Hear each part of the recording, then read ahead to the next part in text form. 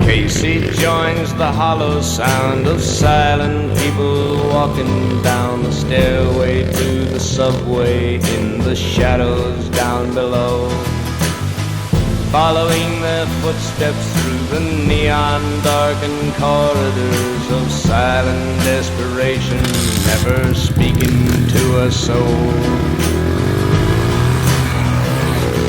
The poison air he's breathing has the dirty smell of dying, 'cause it's never seen the sunshine and it's never felt the rain.